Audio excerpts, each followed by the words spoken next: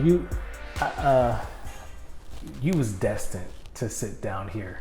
But the moment I even thought about this show, conceptualizing all of that stuff, Anthony was on his way. It was only a matter of time.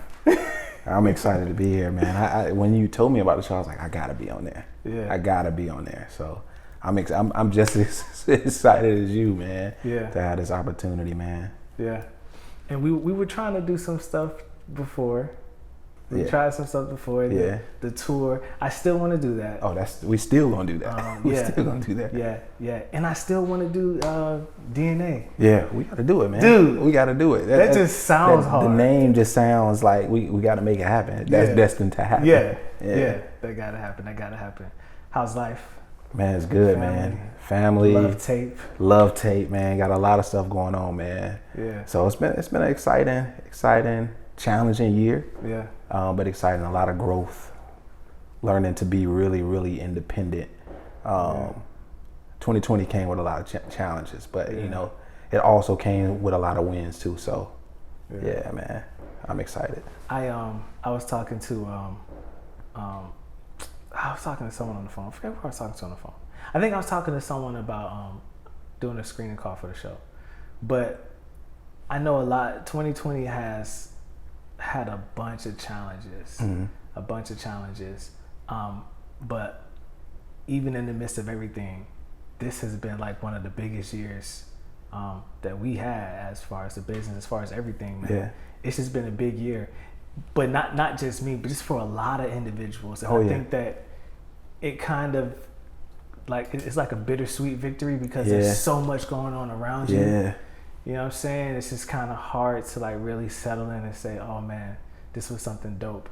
But, and that just goes to show that, you know, there's a season for everything. Yeah. And someone may be feeling this in this season, but you could be feeling this, and you may be having an off season, a bad season, and someone could be flourishing over there. But that's just the nature of the beast, man. Oh yeah, man. Definitely, man. I feel like with this year, like God has really showed me like how much of a provider He is.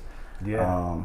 You know, I lost my job when the whole outbreak. I remember I had to go to Chicago for a funeral, and I was at the airport. And while I was at the airport, I remember one of the ladies behind the counter.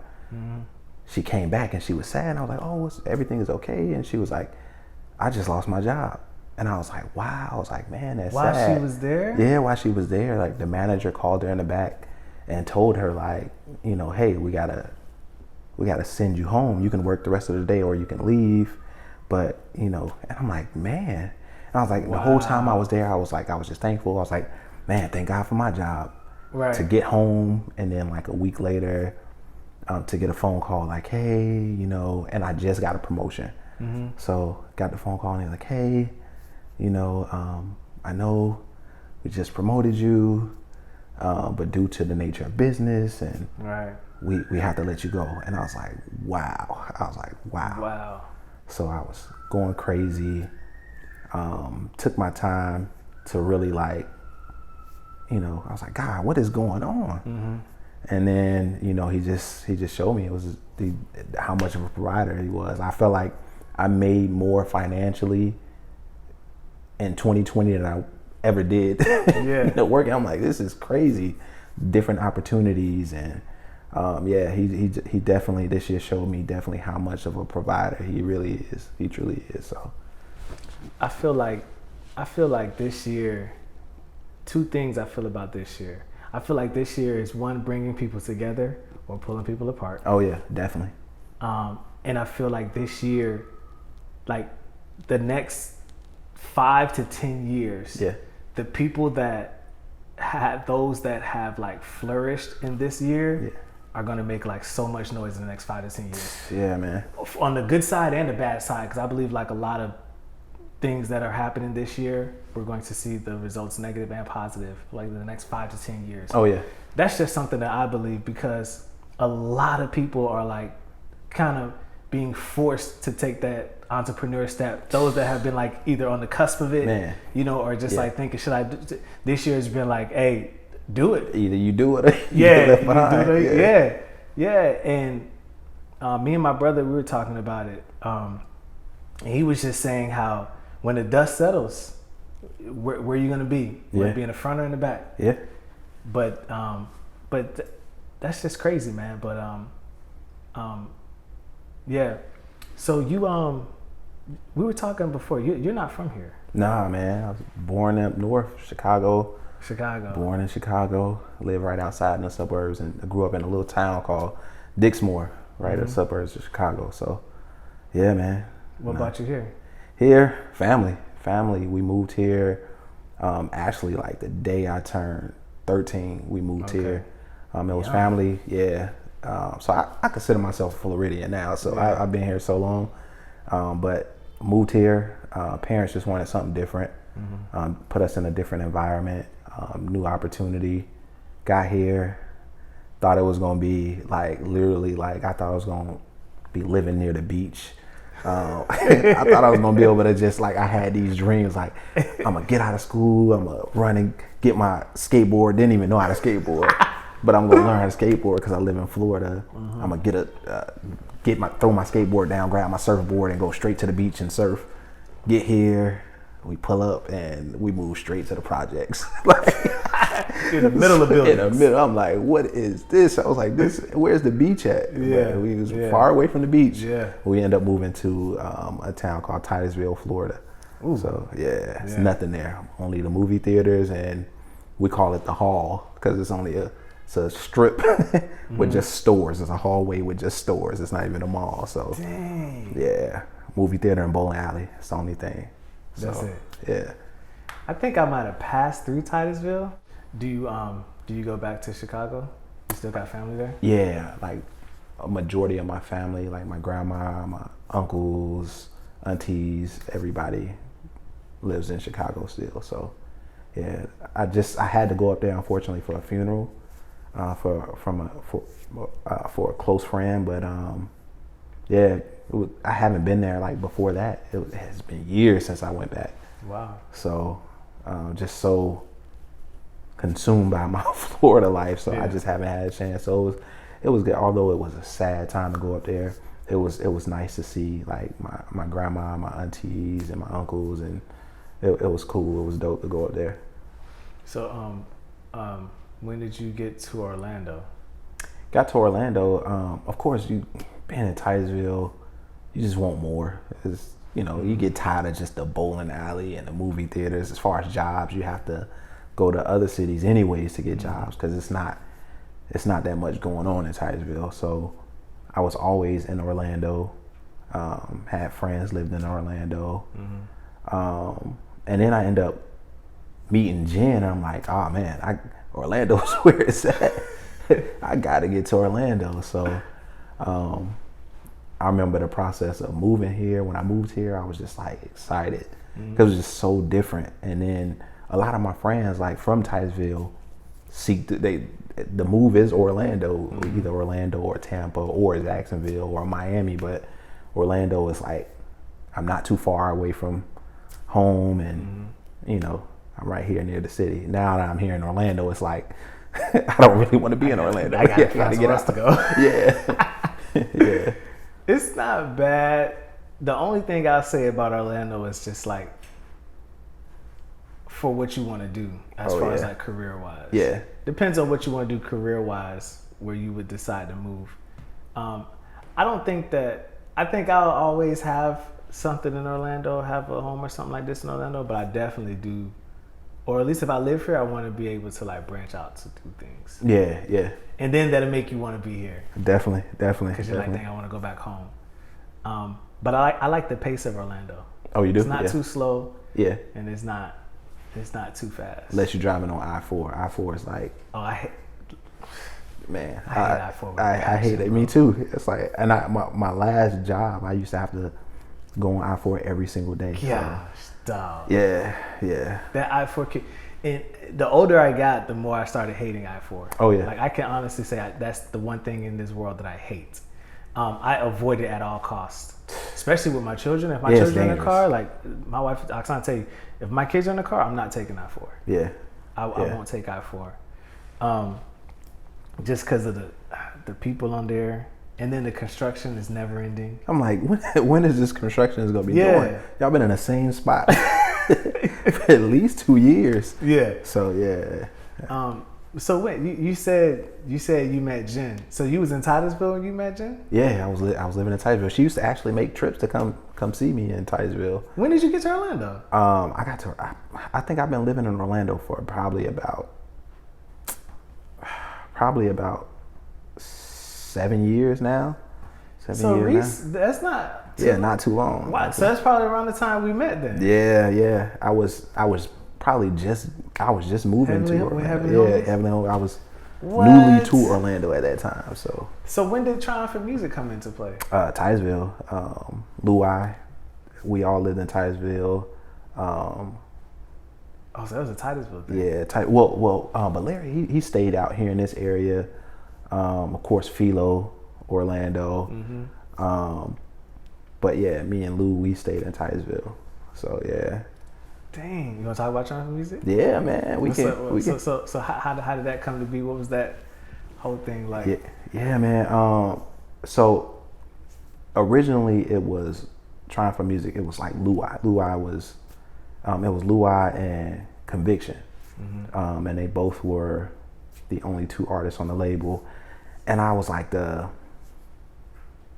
I would say the tag along. Mm-hmm. I was the tag along. I would always say I can do music. Nobody really believed that I can do music because I was so heavily into basketball. Basketball was my passion. And I remember I had an opportunity, Conviction. He was like, hey, I want you to do a feature on one of my songs. And this was my first time in the studio.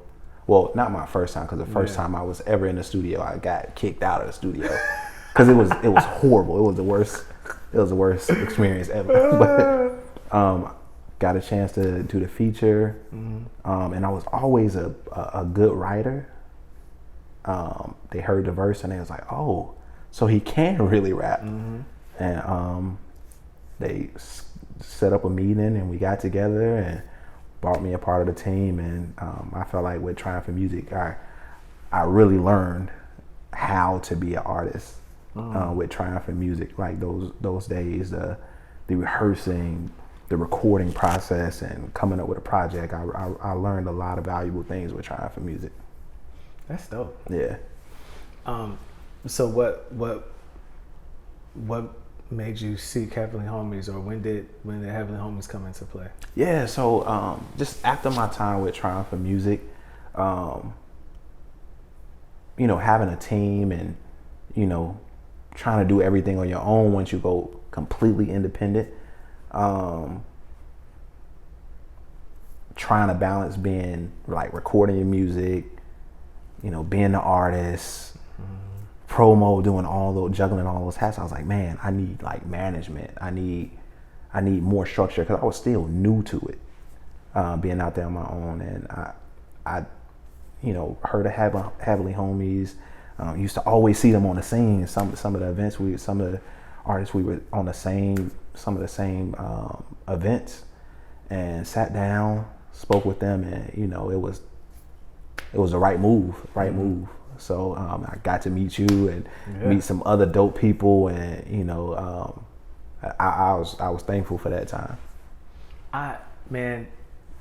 The first time I heard you, I was just like, this dude's dope. Oh man, appreciate it. That's what it was for me. And a couple of guys there, man, knowledge, and it's just the maturity. Yeah. Because at that time, like when I got there was another artist there. He was a little older. Not older than me, but we were around sort of the same age. But he left, and so I was like the oldest artist that they had for a little bit of time. And then ended up meeting with Knowledge, and then you, and just like, I feel like with older artists, you get there's a story, there's things to be said. Yeah. I said it before, man. I'm down for a Turn Up for Jesus track. Yeah. But like I've made them. Yeah. Yeah. But like you just kind of want to hear something with some substance where it's like some life substance, not always Bible substance, but like just life substance and application. And you find that a lot in more mature artists because they're able. I mean, there's something to draw from. Yeah. You know what I'm So you weren't doing music for that long before that then? Oh, I've been doing music since I was about 8, but I can say I never I would always in high school I was in a little group, me and my homeboys. I don't even want to say the name because if y'all find the music, it's some of the worst music you can ever think of. But I mean, not nothing crazy, but just the level I was on with my artistry, it's horrible, man. Some of the music, so. I was like, my wife used to always joke, man, one day somebody might find that music. I'm gonna just have to, I'll own up to it then. But until then, nobody here. It's just buried. Yeah, it's buried. So I have some music like that too. Yeah, I made a rock and roll song. I gotta hear that. I gotta hear that, man. I gotta hear that. It's not. It's like the beat, like the guy who made the beat, like it has a rock feel to it. Yeah. And then I try to do a little overdrive on my voice and stuff like that. I gotta see if I can find it. I'll let you hear it. I gotta hear it. It's bad. But man, I'm surprised I even, I tell people all the time, I'm surprised I even got into hip hop because growing up, we weren't allowed to listen to hip hop. It was strictly gospel in my household. Yeah. And of course, you going to public school, especially in Chicago, you gonna hear it. And then my older brother, he got us into it when he would come over. And then our neighbor, we call Michael Petway. I never forget that. He heavily influenced us with music. That's when I heard Nelly and Ludacris and Twista, and I was like, man, this is so dope. And I used to, when I first started rapping, I only wanted to rap like Twista. So fast everything was fast. I don't know what I was saying. It was just fast, whatever I rapped. Yeah. And then I eventually got into, wanting to be like Kanye is I love Kanye. Yeah. Kanye now. Yeah. But he's heavily influenced me as far as music. And when I got that, that's when I changed my style and really wanted to make music that really has meaning behind it. So, but yeah, I tell people all the time, I'm surprised I even got into hip hop because it was so much gospel. I think the first gospel artist I've ever heard, as far as hip hop, because I didn't even know what CHH was. No, I didn't know. I didn't know it exists. Yeah. I think when I was younger, it was I can't say that because it was this one guy that used to tell us about the gospel gangsters. Gospel gangsters? And I used to be like, that sounds whack. I was like, the gospel gang. They like, but they legends. Yeah, they legends. They are. And of course now I know, they are legends. Yeah. But I think the first CHH artist I ever heard, and I was like, man, they dope, was Lecrae. Lecrae. And Lecrae, to this day, I still listen to Lecrae. And then I started, the more I was around trying for music, I started learning different CHH artists. But as far as hip hop, man, it's crazy that I'm even in it. So yeah. Who you listen to right now? Well, you said Lecrae. Yeah, I listen to Lecrae, but if I'm gonna be honest, it's not always CHH. But when I like to listen to music that has substance. I like to listen to stuff that I can take something from. So my favorite artists, I like the Kendrick Lamars and the J. Cole's. I just like art. I just like art. Then of course you got your Lecrae's, and then you can go into if I go CHH, I can go into Andy. I like Andy because he's super creative. He is super creative. I'm like, man, this guy's crazy. And then you got your KB. KB is super dope. But I'm listening to whether it's J. Cole, Drake. People sleep on Drake. But I just like how he sets the wave. For a minute. He sets the wave. For a minute, that dude been set. Yeah. So and I actually like R&B more than I like. Really? Yeah, I like R&B more. I'm than starting hip-hop. to do that. I don't know what it is. I grew because when I can say before I got into hip hop, R&B was the music I used to sneak and listen to. Mm-hmm. And then when my parents go to work, I'm in the living room thinking I'm Usher with my shirt unbuttoned, with a hat on, like spinning and dancing, thinking I'm Usher. So yeah, dang, Usher. R&B. Yeah, so I listen to a lot of R&B. Yeah. Yeah. You listen to Tory Lanez's new album? Yeah, Tory Lanez, man, the guy is he's talented. You know, I don't know about the other antics. Think you shot her? Ah, man. So we was just having this debate. Now, something happened. Yeah. Now, what and how it happened, I don't know, but something happened. I do think it's more to the story. Mm-hmm. But, you know, if somebody told me they got shot, like, I got to believe them. They got shot. You know, if you making that up, that's a different conversation. I think she got shot. I don't know if he did it. Okay. But I do believe something, like you said, I do believe something happened. Because even with his album, like he made a lot of strong stances in his album about what happened. Yeah. Personally, man, I like the album. I still listen to it. Yeah, it's a good album. I do think that Tory Lanez. All right, I don't know. You listen to Bryson?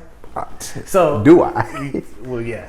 So I don't know if Tory Lanez does what he does, or Bryson Tiller doesn't take that long break.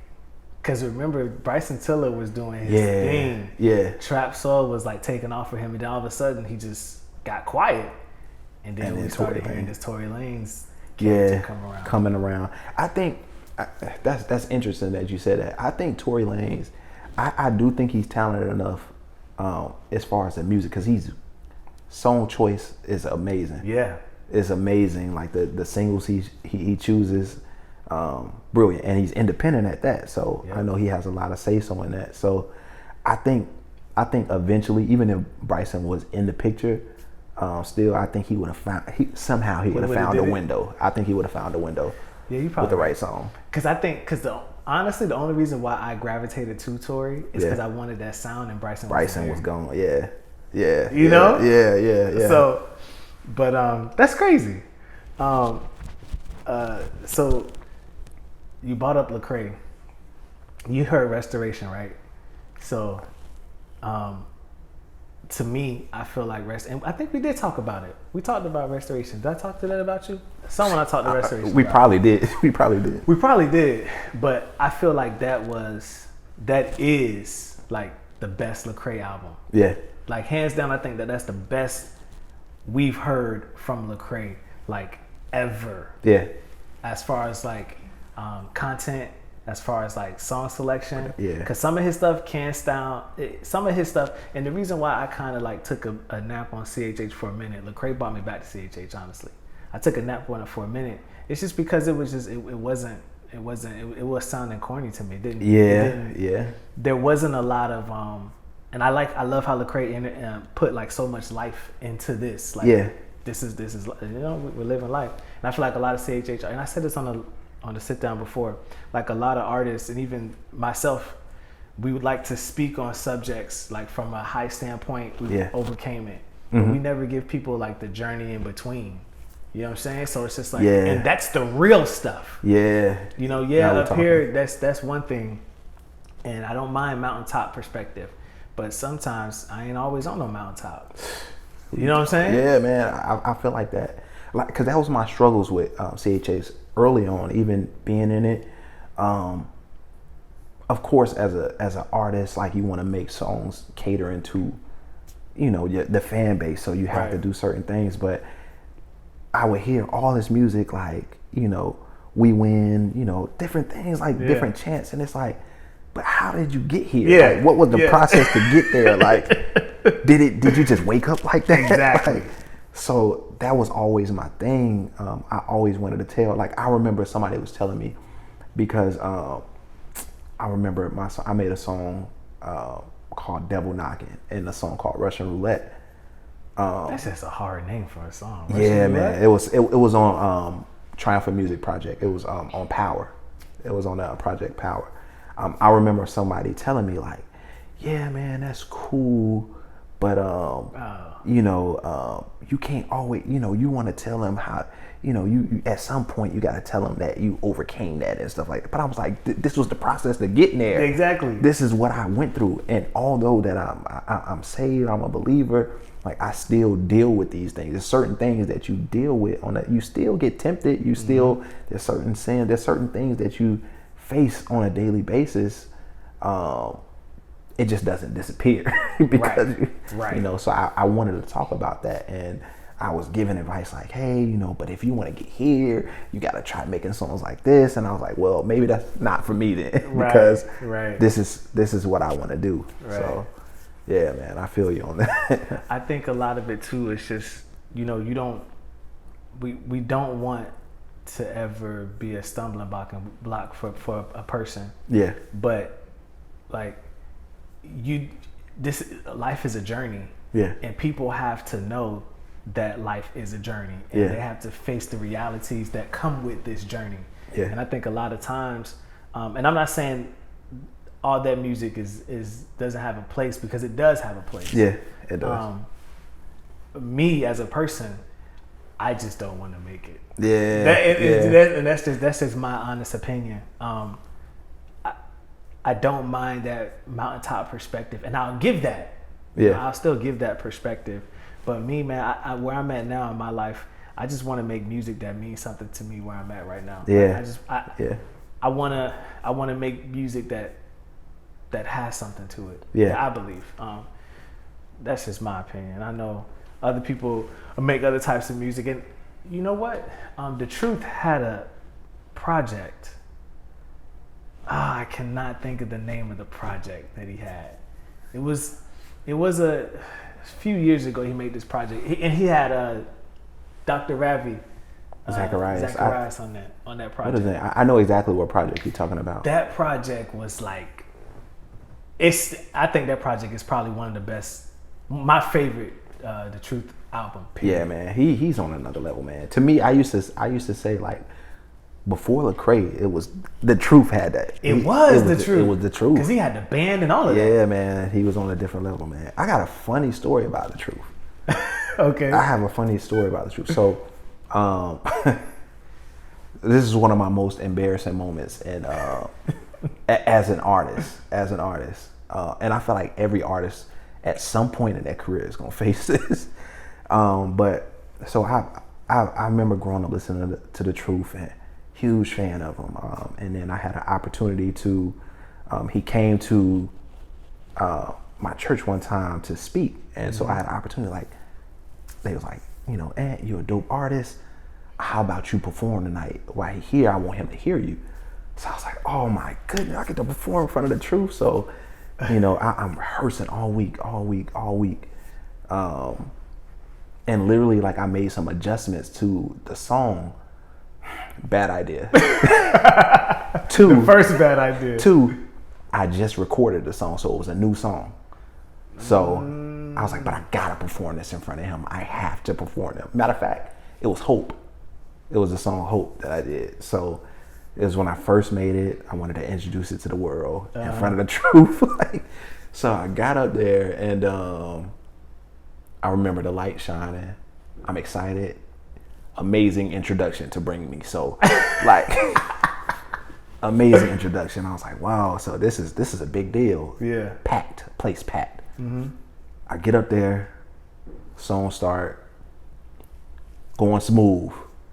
It hit the part I forgot that I made a change, and I was supposed to do like a pause, and I just kept going, and all of a sudden the track is going, and in my mind I forgot my second verse. Oh. And I was like, oh my. So I'm like, okay, I've been here before. I can just freestyle.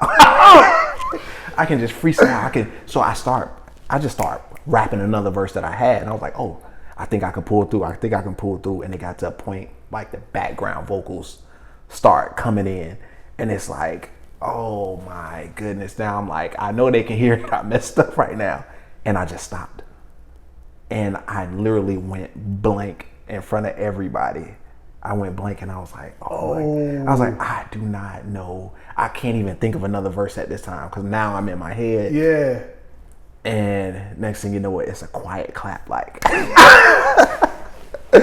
I was like, oh my goodness. I was like, I can't believe I'm so hard on myself about being prepared. Like, I'm a perfectionist. Like, this does not happen to me. Like, and in front of the truth, and he's in the front row. Like, he's just looking at me. Like, and I was like, they just hyped me up with this intro. And I'm like, and they're like, I was like, just run it back. I was like, I'm gonna redeem myself with this one. They played a track. I couldn't remember the first verse. And so I'm like, I'm just sitting there like, I can't believe this is happening. It felt like a dream. I was like, this can't be real. This can't be real. And I'm looking at the crowd, and they're like, it's okay. You know, like the one kid that messes up his Easter speech. His Easter speech, and they encourage him, you can do it, you can do it. I was like, I can't believe I'm that kid.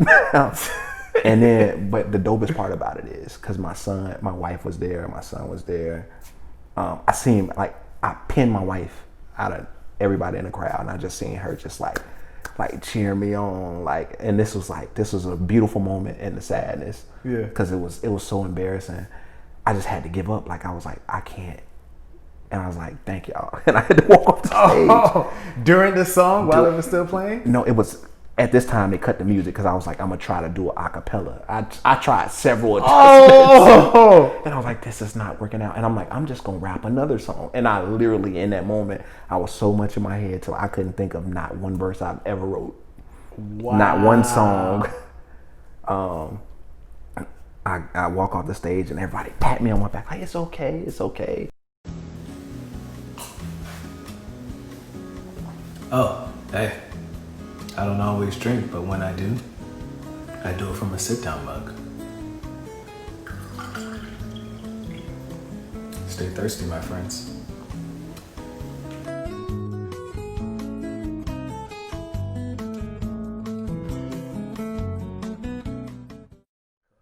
So, how long have you been married?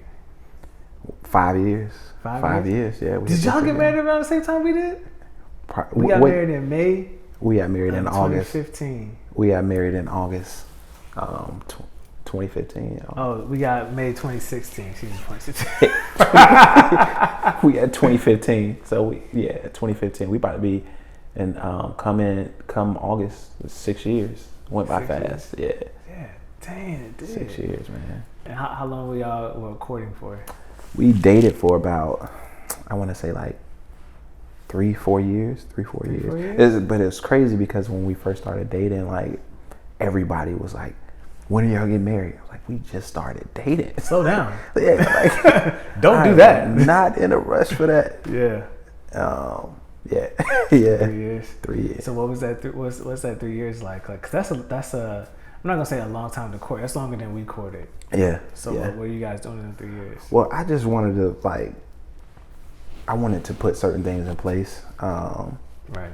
And like, I wanted to be 100% ready, and I wanted to move at our pace. Like, I knew when it was gonna be time. It was a prayer that I was like, God, if she's for me, everything will fall in line. And I felt like that towards the end of that year, that third year was like, okay, let's make it. I mean, I always knew, like, honestly, early in a relationship, like, I would say within the first few months, I knew I wanted to marry her. Wow. Yeah, but it was just timing. It was just timing for me. I wanted to make sure everything was on point. So. And I tell people that too. Like, you know when you're gonna marry. Yeah, you do. Like, if you're in that space and if you're thinking that way, like, and you meet someone, you know if you're gonna marry them or not. Oh yeah. It don't definitely. take long to figure that out. That's why, like, when we got engaged a year after, actually on our year anniversary, it was weird for a lot of people, but not me, because you know. Yeah, you definitely know. Like, I knew within the first few months. Yeah. So I was like, yeah, this is it. It just had to come to where you was in a space. Yeah, I had to. But you already knew that. Yeah, I already knew. That's what's up. And y'all make a dope couple, man. Appreciate it, just like y'all, man. Just like y'all. Yeah. It's just like, it's definitely king and queen image. I appreciate that, man. it. That's dope. I appreciate it too. So like well, I'll ask you this: what has having a son, like, what are some things that you notice like change within you, like having a child? I said this before to one of the guests, like having a child, you know, being a father. Yeah. It changes you in ways that, you know, being a husband might not be able to reach or does not reach. Like having a child, like it's something that happens in you. So talk a little bit about that. Yeah, man. I remember like for my sister, like I was like a father figure for my brothers and my sisters growing up, but like my niece specifically, like she looks at me like that, like I was the first male around her, and I love my niece so much. But they would always tell me, I know you love your niece, but it's nothing like when you have your own. Yeah. And having my own, I always thought, I was like, I'm gonna be tough. I'm gonna be a tough dad. Like, I'm gonna be a tough dad. I'm not, especially if I have a son, I'm gonna be tough on him because this world is tough. I was one of those people. I have a son. I was like, I'm not gonna, I'm gonna, of course, show him that I love him, but I'm not gonna be kissing on him and hugging on him like that. I just, cause I'm so, but I have my son. I'm a complete opposite. Like I'm kissing on him, I'm hugging on him. Like come here when he falls. I'm like I feel like I hurt. But I think the biggest change is just knowing that I have somebody watching my every move, and he's so observant. Like he's watching everything. He's learning so much from me. He tries to say the things I say, talk how I talk, move his hands the way I move. I'm like this is like a spitting image, and he looked so much like me when I was younger.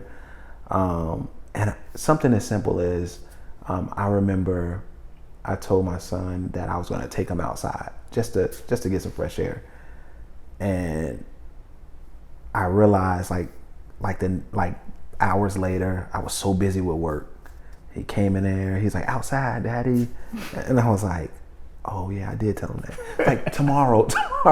But he said, Daddy, outside. And I'm like, and at that point I realized like my word means everything to my son. So it made me realize like how powerful my word is, no matter what. Like, of course I knew your word is a lot of times the only thing you have.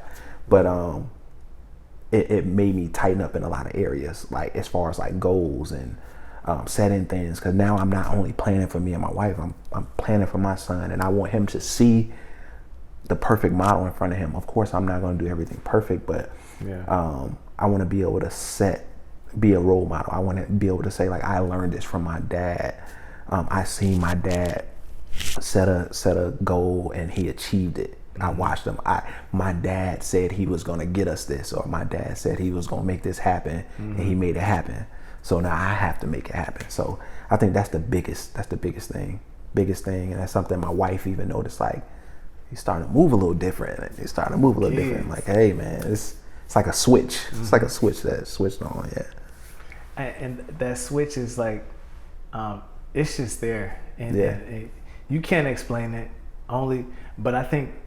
I don't think that switch is for every parent though, because you have neglectful parents. You have to like want to be a parent. Oh yeah. And then that switch will activate. My son earlier today, he told me, because I told him I was going to let him get ice cream because he got a 20 out of 20 on his spelling test. Yeah. So I said, yeah, you can get ice cream. I said, you're going to get ice cream tomorrow though. And this was, yesterday I picked him up. So today, he goes, Dad, remember you said you was going to get ice cream today? Don't forget tomorrow? Nothing. Yeah. He said, it's tomorrow. Yeah. That ice cream. Yeah. But they do, like, they remember, they hold on to it. Yeah. It's their lifeline, what their parents dictate. And having a girl, you have a son. Yeah. If y'all do have another one, if you do have a girl, it's gonna be another switch. Oh man, it's just different, man. It's just different. And I told my brothers today, cause Seth, my youngest one, I I was like, yo, that one's gonna be different. That's my favorite. Yeah. Seth is gonna be my favorite. It's just because the response to him was different. Yeah. You know, like the other two, you know, the older two, when they were born, they didn't really take to me. Yeah. You know, it kind of had to be a process over time. Yeah. Seth, the youngest one, was immediate. Yeah, like that's yours. Yeah. He was born. I mean, he took to me. He's laughing, playing with me. The other two, it didn't take to me that fast, but he did, and I just knew it. I was like, yeah, Seth is going to be that one. But now my daughter is 3. I mean, Soraya, that's my girl, man. Yeah, she's moving, boy. Yeah. She's moving within me, man, and it's just different when it's a girl, because you can't be as. I had a son first, so I had already had that program. Yeah. Then when she came along, switch up the game. You gotta switch up the whole program. Yeah. But yeah, man, I try to be. I'm an affectionate dad too. I kiss all of my kids. Yeah, man. I can't help it, man. Yeah, I can't help it. But that's dope, bro. So what? You got the Love Tape shirt on? Love Tape, yeah, man. Love Tape. I like the project. I bought the project. Appreciate it, man. Yeah. So definitely something different. I know a lot of people used to hip hop like me rapping. Yeah. But I love, like I said, I love R&B. I love the melodic feel. Yeah. I love that, and that's something I always wanted to incorporate in my music. Mm-hmm. But I was always a little shy because I'm like, I have to perform this one day. Right. Yeah. That was one of my reservations. So it's like, I can actually hold a note. So it's like, I mean, it's just about feeling confident going out and doing this. So I was like, you know what? One day I'm gonna create a project with no rapping on it. So I finally did it. And the crazy thing about how Love Tape came is it really helped my marriage in a sense, because Love Tape. The songs. Yeah, the songs that really helped my marriage in a sense, because like, believe it or not, me and my wife, we went through you hit that turbulent time. It's marriage. Yeah, it's marriage. we hit a time and it was like, okay, this is what they were talking about. Yeah. This is what they were talking about. And it was like, we looking at each other like, I don't know. And it was really tough because I would say having my son really changed our dynamic, because we were a couple that we just get up and go. Like, we like to try different things, go different places. And when you have a kid that stops, you can't just get up. It's like, it's a hard stop. Yeah, man. It's not even like a slow down. Man, so that was the hardest thing. And we would like, I remember one time I tried to be fancy and like, let's go to a drive-in movie. I always wanted to go to a drive-in movie. We dragged my son down there. How old was he? He wasn't even 1 yet. Oh Lord. And we in the car trying to watch the movie, and he's like whining the whole time. And I'm like, I didn't drove an hour. And I'm like, that car ride was silent. Y'all went to Tampa's drive-in? Honestly, I don't even remember where we went. Matter of fact, it was close to Tampa. It was okay. We went there, and it was just not a good time. Yeah. It was a good time because he cried the whole time, and so we're like, okay, let's just go home. And so we would try to adjust and try different things, and it just changed our dynamic. So it was really a rough patch, and our personalities are completely different. Yeah. My wife is a planner. She is a let's get it done this way. I'm a dreamer, a visionary. I miss the details in between. We're gonna figure it out. Yeah, we'll figure it out. Like, I see the big picture.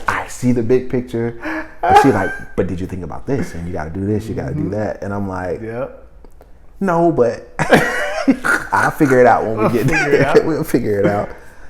So we were always clashing. Working with a spouse that takes a lot of grace and patience. And I'm the patient one. My wife is a little bit, she's not as patient as me in that area. So we will always clash, and I was like, maybe it's not meant for us to work together. Like, it's just not. So I feel like now we hit a space where we just, it's like clockwork. We understand each other. we had to reevaluate our love languages, because having a kid, love languages change, things change, so we had to learn how to readjust, get mentors, people to pour into us and understand, okay, this not working, let's try it this way, let's do this. And then I got into the mode, I had to put my mind back into when we first met and first date, and hit my line when the conversations when we first. I had to put myself back in that mind frame and get back there to that place, and then it's like, okay, all those issues that we were having, like this is the beauty. This is what brought us together. This is. And so I was able to pump out that music, and I would show her, and she would listen to it. Oh my goodness, like I love this. Yeah. And we would find ourselves just sitting in the room, just listening to it, and then talking about, our conversations and how we met, our first date, and it just brought us closer together. Yeah. So the project is extremely special to me just for that reason, because I feel like it really put us back on track. So we've been listening to this project like way long before, like people just now hearing it, but we got an opportunity to hear it over and over again, like months and months and months ago, and now like we in this special place. Like it's that's the beautiful thing about the project, just the meaning behind it, the feeling, and just going back, because I think every married couple, and I know like sometimes you just have to go back to the beginning. Why y'all got together, think about those good times, and just get back on track, get back to the basics. And I believe that you have to, and every marriage is gonna go through it. Oh yeah.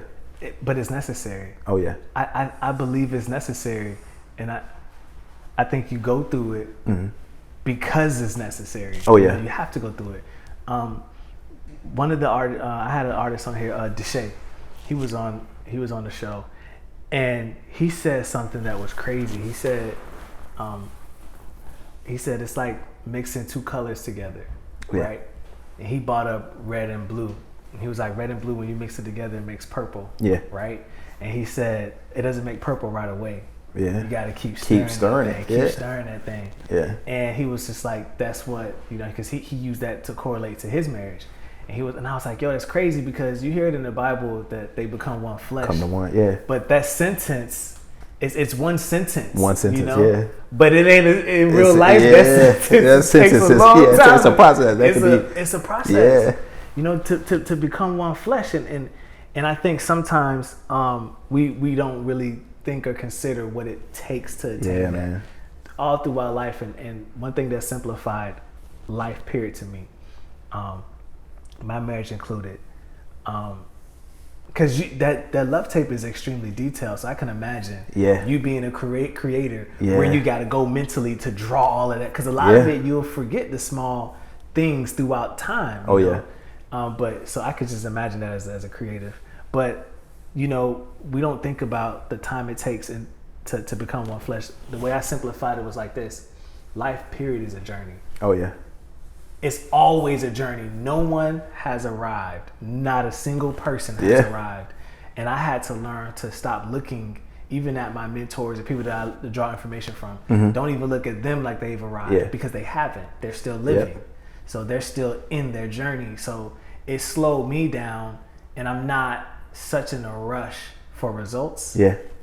It kind of made me more patient with everything, with my marriage, with my children, with my career, with my pursuits throughout life. It's just like, hey, just absorb the process, because you're still in it. Oh yeah. Relax. And then when I started doing that, I started seeing results. Yeah. In all these areas. Yeah. And the results were probably already there. I just probably wasn't looking at them. Yeah. But now it's just like my son today, man. Like every time you try to pick him up to walk, he just cries. Yeah. Cries, but he knows how to walk. Yeah. He's just fell a couple times, and now he doesn't want to do it anymore. But he knows how to walk. Yeah. And me and my wife has been working it. Yeah. Today I picked him up, nothing. He just got up and walked across. Yeah. I'm just like, he could have been doing this. Yeah. It's just all of a sudden. Yeah. But that's just life. Yeah. It's an entire process, man. So, I do got one more thing. Unless you have something else to add, because I asked everybody about what's going on today, like what do you like? I don't think the racial tensions in America is new. It's not new. I think they've always been this hot. I think we're just more focused on them. But like, what are some things that you see? And you're raising a black man. Oh yeah, man. So what are some things that you've seen? Like, are you taking note? Some things that you prepping to share with him? Like, what do you feel about all of this? Oh yeah. What I think, to me, what's most important for me, for my son to know, like, one, I want him to understand his history. I want him to understand where he comes from, what people that came before him did, like the sacrifices they made. Because I feel like in order to be a leader, you have to understand those who led before you. Right. So I want him to completely understand that. But some of the things I really notice, knowledge is everything right now. Knowledge is everything. I know a lot of people that, because of lack of knowledge in these times, are falling off. So I really noticed the lack of knowledge, even financially, even just lack of something as simple as investing and things of that nature, like, can set you up years from now, because we can't depend on Social Security or like, you can't depend on that stuff nowadays. Like, that's years from now, that might not even exist. Yeah. So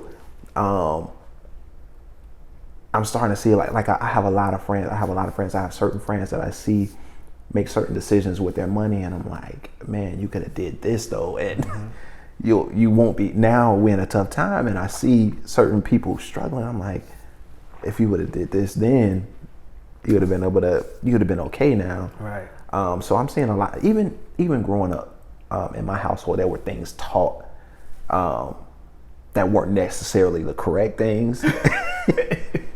You just grow up seeing it, and you think that's how it goes. And then as you grow up, you learn, like, okay, if we would have did this a little bit different, I'd have been further along in life. And so I want my son to really, like, knowledge. Financial literacy is huge. Learning history, godly principles. There's some good principles out there. Even, like, the crazy thing is, I hear a lot of the quote unquote woke people. They have these certain principles, like, if you really look deep into it, those are biblical principles. Those are biblical. Yeah, this is biblical. You can change the name, but I mean, it's still biblical principles. But those are key things to me. Knowledge, listening, learning, is everything right now. Are you planning a tour for Love Tape? I definitely want to get into that. I have something special that I want to do live, because I want a live band experience. Of course, COVID is put a hold on that. I was booked for a festival and some other things that's been slowed down as far as like performing. I think in this time it's just being creative in other ways. I got some ideas, and we still got to do some stuff too. Yes. Yeah, we still got to do some stuff too. But I definitely want to do a live experience, make Love Tape, because I just want people to love again. Marriage. I was talking to a friend. He told me specifically, I am not getting married because too many people are getting divorced. I don't want to deal with that. But I'm like, love, it still exists. Like, this is, it's still here, and I want people to feel that. And that's one of the reasons why I created Love Tape. It helped my marriage, just going back to the basics, and I want people to. It's okay. There's some beautiful marriages out there. No matter if you dating or married, you still gonna, when you're with somebody trying to become one, it's gonna be issues and conflict. So don't be scared. You gotta take that head on. I think the biggest thing for me, when it comes to marriage, the biggest thing that you want to find in a person, in a mate, is just, you need someone that's going to be willing to work. Oh yeah, that's it. Yep. If they're willing to put in, because you're not there, so I had to learn that you ain't there, so don't expect them to be there. Yeah. As long as you got a worker that's willing to work, bro, y'all. I mean, you're pretty much good. And then communication. Yeah. Because you got to keep working at it. Yeah. Because it's gonna hit some moments. It's gonna be tough, but you got another fighter, man. Y'all work that thing. Yeah, man. How were you always good at communication? No. Yeah, I was horrible. My wife is a communicator, dude. So that's her. I was good at talking. Yeah, but not. I thought I knew what communicating was. I could talk. Yeah, I'm like, oh. Yeah, my wife was huge on. She's huge on communication. Yeah. And you know, as I matured throughout our relationship, I realized how important communicate. I'm like, oh, I thought I knew what communication was. But that's not really communication. I'm just, like you said, I'm just talking. I thought just talking. I thought that, hey, I'm communicating with you every day. Yeah. But yeah, telling her my feelings, and because she wants to know all that stuff. I like to keep everything in, and she's like, how old? Are you good? I'm like, yeah, I'm good. I could have had the worst day, but I'm like, I'm good. She calls me the Terminator or RoboCop. She was like, I never know how you're feeling. I'm like, when you're happy, you're the same way. When you're sad, you're the same way. I was like, I have feelings. She was like, I don't think you have feelings of emotions. I was like, I do. I just process them a little different. Yeah. I'm not outward with my emotions. I internalize everything, but I'm learning to express that. That's one thing I want my son to be able to express his feelings, not keep everything in, because that's how I was raised. Like, my mom is tough. My dad, like, we're just a tough family. If you, my family, they think we just have no emotions, and we're some of the most emotional people, but we internalize everything. So, everything's internalized. Yeah. I had to learn to, like, acknowledge my emotions, my feelings. It's something that I started working on. Yeah. Before we got married, I started working on just like my emotions. Yeah. Right. So throughout marriage, what I am, you know, learning how to do is just, you know, feel them. You know, you do have them, and express them, you know, without damaging. Yeah. So I had, but I'm still learning how to do that, and just like being able to, like, because a lot of times I won't know why I'm feeling something. Yeah. You know, or why I feel a certain type of way, or what triggered that, you know? So it's just like kind of just like processing through everything. Yeah. You know, and trying to find a way to express it in a healthy fashion, because you don't want to bottle them up. That's something that's horrible. Because it's bound to explode one day. Yes. And the thing about it is, what I think a lot of times, especially when people just walk out of a marriage, or, you know, a spouse just leaves or something like that, that person didn't just leave. They already left. Yeah, they already left. Yeah. It just took time for them to physically leave. And I never want to mentally leave. Yeah. So I try to make sure that, and even if it takes, sometimes some disagreements take longer to get through, but it's just like you have to. Like, it goes back to what we were saying, when you get married, when you come in one, like, you got to figure it out. Yeah. Like, it may take time. This may take a few years. This one little issue, issue, because it's not a little issue. It's, you got to unpack it. Yeah. But you have to figure it out. Like, and I think that's. I mean, I think that's true commitment. Like, yeah, man, figure it out. That's what we do. We have those tough conversations. Where we take it there. It's not like we say, like, it's not what you say, but it's how you say it. It's a big that phrase gets said a lot. Yeah. And I'm a type of person, like, although I may not be, quote unquote, express my emotions outwardly, or you can't really tell, but I like to talk my feelings. I learn to talk my feelings out. So if we have a disagreement, it's like, I have to talk about it. We got to talk about it. Yeah. I know you don't want to talk about it right now. Yeah. When you ready, let's talk about it. Like, cause me, I'm a person, I can't, if we have a argument or a disagreement, I can't go to sleep. Like, I can't go to sleep. Hey, let's talk about it. I look over there, she's snoring. she just sleep. I'm like, how can you sleep? And we just had it. But that's just me. That's something I seen growing up. Like, I would see the effects of not talking about it. Right. It just bottles up, like you said, over time. And then, like you said, when people divorce, that's something that happened. That happened, you know. So it just doesn't happen overnight. That's a process. But so yeah, now we have those tough conversations, and like, we're in a beautiful place right now. We don't have all the answers, but we're definitely in a beautiful place right now. Y'all figure something out. Oh yeah. But I think both of those personality types are necessary. Yeah.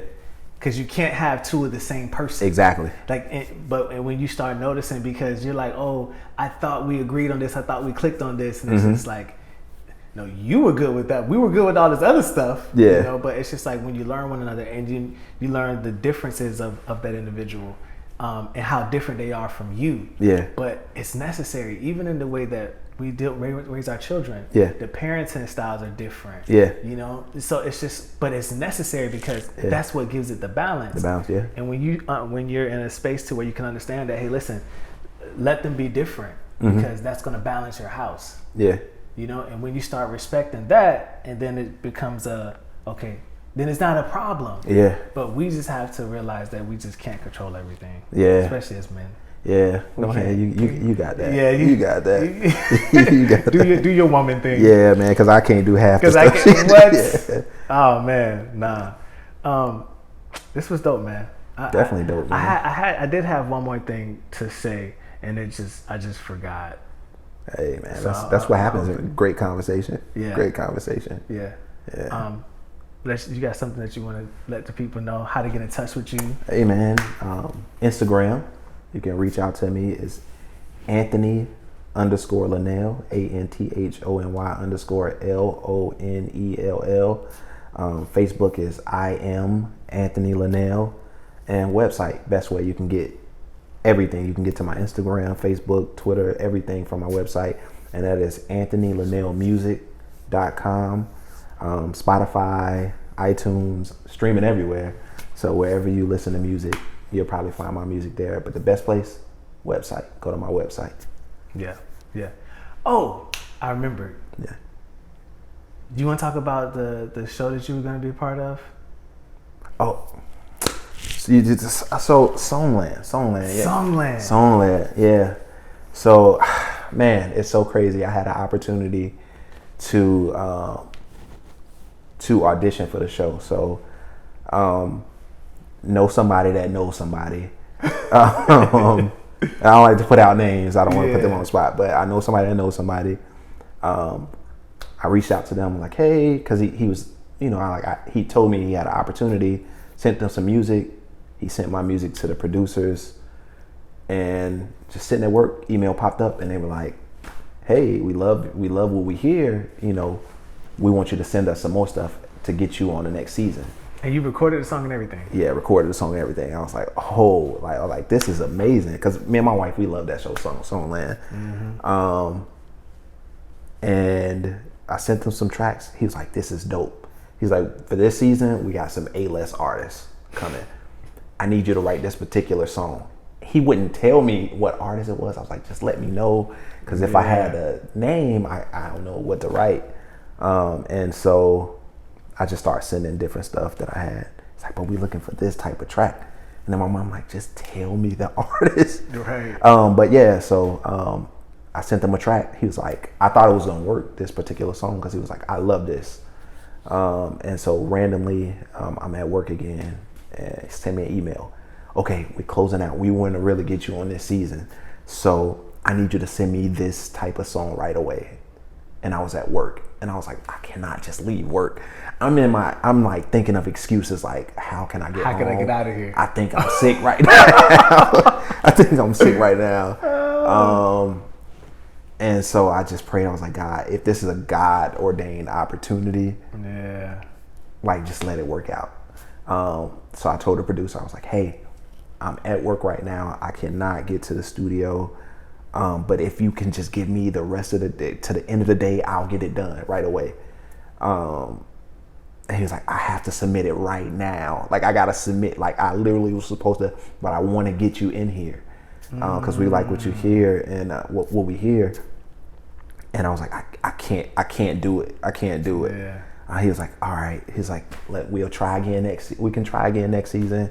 So the opportunities, I had to call my wife in the bathroom. I was like, oh my goodness. I felt so bad because I was like, man, this is a great opportunity. And this is one of my favorite shows. Yeah. And my wife told me, was like, didn't you pray if it was a God ordained opportunity, it would have happened? I was like, you're right. So I know it's gonna be more. Gonna be more, man. I have quite a few opportunities on a table. So I'm just like praying, like, God, I want it to be a God, because I see so many people take opportunities, and they just crash with those opportunities. That could have been one of those opportunities where I would have took it, and who knows what could have happened from that opportunity. But the crazy thing is, the person that was on the season that they were talking about is Usher. It was Usher. One is my wife's favorite artist. And I was like, man, oh my goodness. But because I was thinking, I was like, man, if I would have gave them one of the tracks from Love Tape, like I think I could have, I think that would have been perfect.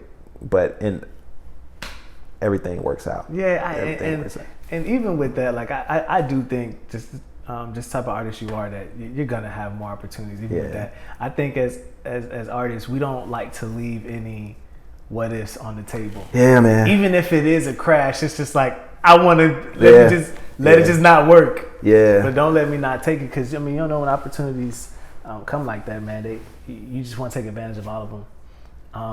But this was dope, bro. Definitely dope, man. Hey, man, I appreciate you having me, man. It's a dope show, man. Yeah. I like what y'all doing, man. Y'all a little power couple too, man. Y'all got everything going on, man. Y'all one of those couples that I look at and like I'm inspired by that. Oh. Like I'm inspired by y'all work ethic, like the way y'all work together, man. It's beautiful, man. So definitely.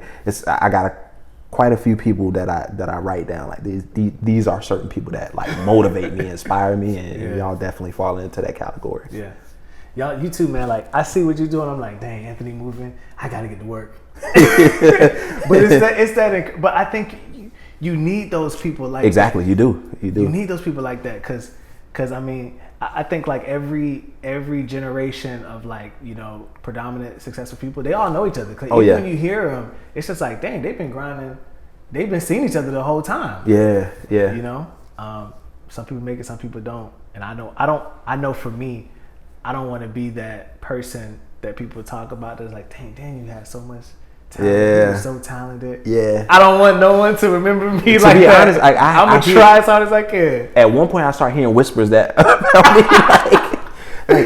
like I would have certain conversations, and they would say like, "Why haven't you gotten to the next level yet? Like like you got too much."